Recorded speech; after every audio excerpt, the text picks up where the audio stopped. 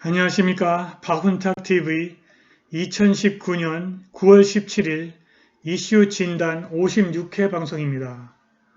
오늘도 KBS, MBC, SBS와 종편 방송이 보도하지 않는 중요하고 새로운 소식 전달해 드리도록 하겠습니다. 미국에서 리세션이 2019년 4분기에 미시간에서 시작한다고 합니다. 그리고 2020년 1분기에는 나머지 9개 주로 리세션이 확산될 전망입니다. 이렇게 되면 2020년 11월 대선 전에 리세션이 종료될 가능성이 있습니다. 이렇게 되면 트럼프의 재선 가능성이 훨씬 더 높아지는 것입니다. 미국 경제가 경기 확장 사이클의 종료 국면에 접어들었습니다. 그래서 리세션이 2019년 4분기에 미시간에서 발생할 확률이 58%라고 합니다. 그런데 2020년 1월 달에는 리세션이 아니라 광범위한 하락이 발생한다는 분석도 있습니다. 그런데 리세션의 발생 가능성이 높은 10개 주를 들여다보면 미시간을 빼면 트럼프에게 불리할 주가 없습니다. 리세션 또는 슬로우다운이 2020년 11월 대선 전에 끝나서 트럼프가 재선에 성공하기를 간절히 바랍니다. 방송 시작하겠습니다. 구독 버튼, 알람벨 버튼, 좋아요 버튼 부탁드리겠습니다. 2007년부터 2019년 상반기까지 고용을 창출하는 신규 사업 창업 신청이 16% 폭락했습니다. 트럼프의 지속적인 세금 감면, 탈규제, 기록적으로 높은 주식시장, 그리고 중국과 무역전쟁이 미국 기업들을 번영케 하는데도 불구하고 신규 사업 창업 신청이 2012년에 증가했으나 2019년에는 다시 떨어졌습니다. 신규 사업 창업 신청이 2019년 상반기에 전년 대비 2.6% 감소했습니다. 기업 창업이 수백만 명의 미국인들에게 부를 창출해주는 원천입니다. 기업 창업이 줄어든다는 것은 더 적은 미국인이 번영하고 소비자 심리에 의존해야 함을 의미합니다. 이제 중소기업이 미국에서 전체 고용의 절대다수 즉 85%를 차지합니다.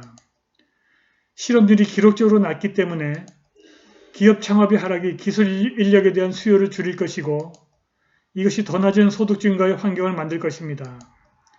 이것은 미국 경제의 기초가 흔들리고 있음을 보여주는 것입니다. 이 그림에서 보시듯이 이 회색 국면은 그레이트 리세션 2008-9년 글로벌 금융위기로 인한 그레이트 리세션의 기간인데 이 기간 이후에 S&P 500 지수는 꾸준히 상승했습니다. 그런데 신규 창업 신청 건수는 이 그레이트 리세션 기간에 폭락을 했다가 미미하게 상승하다가 다시 하락하는 국면에 접어들었습니다.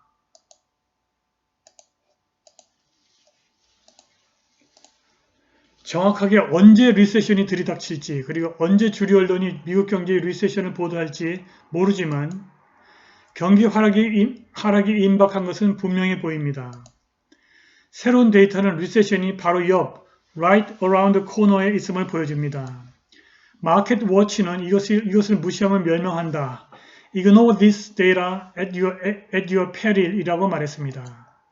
최근 미국의 경제 분석국 Bureau of Economic Analysis가 비상장 기업을 포함한 모든 미국의 기업 이윤을 보여주는 수치를 공개했습니다. 기업 이윤이 많이 하락하고 있습니다. 이것은 간과해버릴 수치가 아닙니다. 기업 이윤이 즉 2분기 산업생산에서 나온 경제적 이윤이 2019년 1분기에서 1분기에 거의 10% 줄었습니다. 국민소득과 생산 계정 이윤의 하락이 기록적인 경기 확장의 끝이 이전에 생각했던 것보다 훨씬 더 가까이 왔음을 보여준다고 합니다.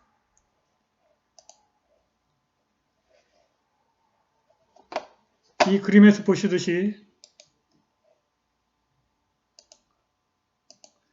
이 그림은 US Corporate Profit Margins, 미국의 기업 이윤 마진입니다. 이것이 compressed, 줄어들고 있다는 것입니다. Typical Late Cycle Fashion, 이것은 경기 확장 국면의 마지막에 전형적인 모습이라는 것입니다. 전반적인 기업 이윤의 마진폭이 하락하고 있습니다.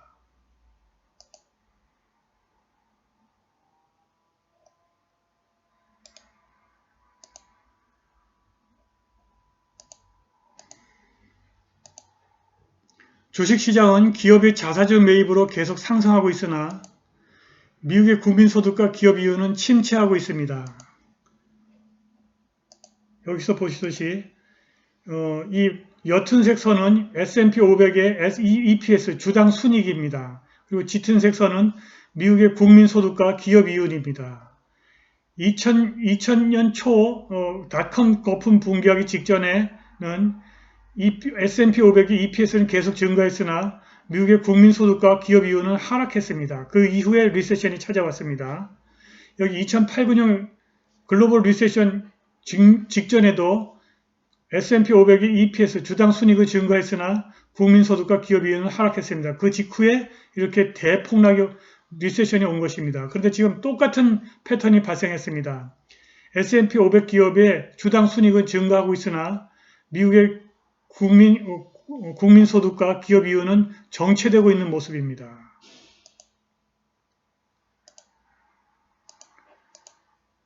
이러한 다이버전스가 리세션의 임박을 알려줍니다.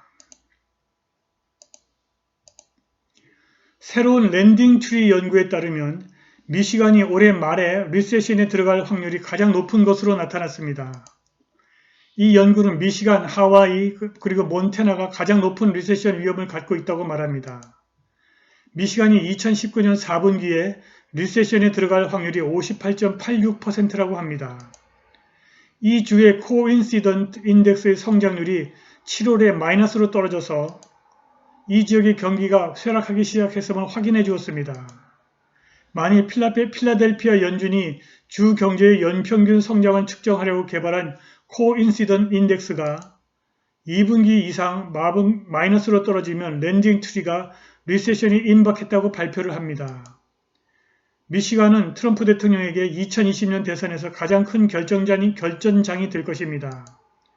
이 주는 트럼프가 2016년 대선에서 유권자에게 제조업 붐을 일으키겠다고 공약을 해서 뜻밖의 승리를 거둔 스윙 스테이트입니다. 그런데 대선을 앞두고 미시간 제조업 경기가 빠르게 침체하고 있어서 트럼프의 재선 가도에 빨간불이 들어온 것입니다. 미시간이 지금까지 있었던 가장 위대한 경제 성장에서 가장 먼저 떨어져 나갈 것 같습니다. 그래서 미시간이 2020년 대선에서 트럼프에게 타격을 줄 것입니다. 나머지 주들도 2020년에 리세션으로 들어갈 수 있습니다. 그런데 리세션에 들어갈 10개 주를 살펴보니까 트럼프에게 굳이 그렇게 불리할 것이 없습니다. 여기 일리노이주와 미시간 그리고 여기 델러웨어주 정도가 스윙 스테이트인데 나머지 몬태나주, 그 다음에 캔사스, 오클라호마, 루이지애나, 사우스캐롤라이나는 트럼프에게 불리한 주가 아닙니다.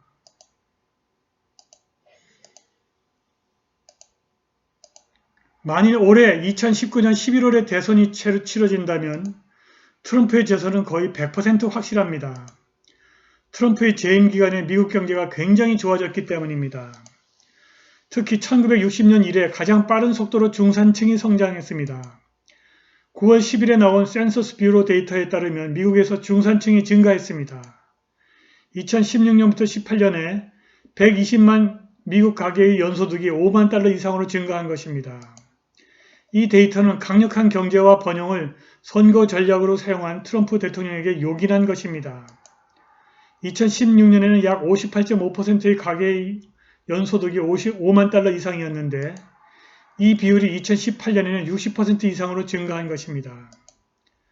가계소득의 인플레이션을 감안한 중앙값은 거의 2.3%나 증가했습니다. 이것은 1960년대 이래 보지 못한 중산층의 증가입니다. 2018년에 거의 30%에 달하는 가계의 연소득이 5만 달러에서 99,999달러에 들어왔습니다. 2016년에는 이 비율이 29% 미만이었습니다. 뿐만 아니라 빈곤층도 상당히 줄어들었습니다. 연평균 소득이 25,000달러 미만인 가계의 수도 1968년 이래 약 20%나 감소했습니다. 같은 기간에 가계의 규모가 3.2명에서 2.5명으로 줄어든 것을 감안한다면 이러한 감소는 상당히 의미심장한 것입니다. 부자, 즉 연평균 소득이 20만 달러 이상인 사람은 8배나 증가해서 전체 인구의 8.5%가 되었는데 1998년에는 이러한 부자가 전체 인구의 겨우 1%였습니다. 그런데 중산층의 비율은 또 상당히 줄어들었습니다. 1968년에는 가계의 38% 이상의 연평균 소득이 5만에서 10만 달러였는데 2014년에는 이 비율이 28.6%로 떨어졌습니다. 그런데 이러한 하락은 트럼프와는 무관한 현상입니다. 그럼에도 불구하고 미국의 전반적인 경제는 흔들리고 있습니다. 산업 생산, 인플레이션, 그리고 고용의 사이클이 하향 곡선을 그리고 있습니다. 미시간뿐만이 아니라 나머지 주도 지난 여름부터 제조업과 운송업 침체를 겪고 있습니다. 이러한 침체는 트럼프가 시작한 무역전쟁 이전부터 진행되어 온 것이지만 중국에 대한 관세로 인해서 더 확대된 것은 분명한 사실입니다.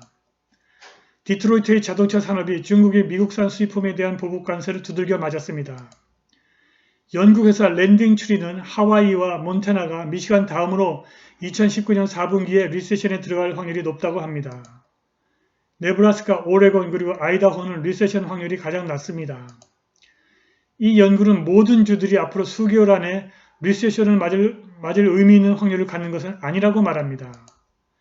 그러나 소비자 신뢰와 경제가 계속 하락하고 있기 때문에 2020년 1분기에 모든 주들이 리세션에 돌입할 가능성이 계속 증가하고 있습니다.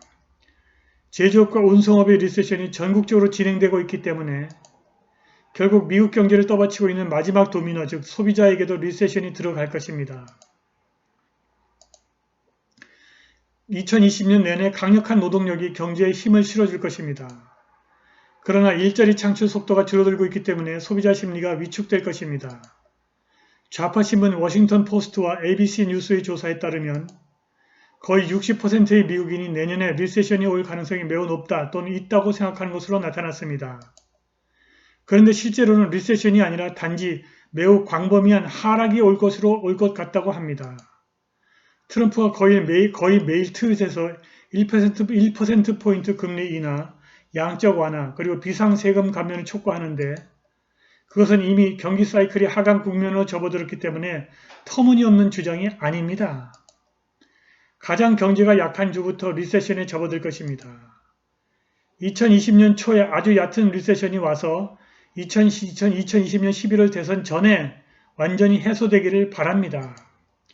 그래서 트럼프가 2020년 11월 대선에서 재선에 성공하기를 바랍니다. 오늘 방송은 여기까지입니다. 감사합니다.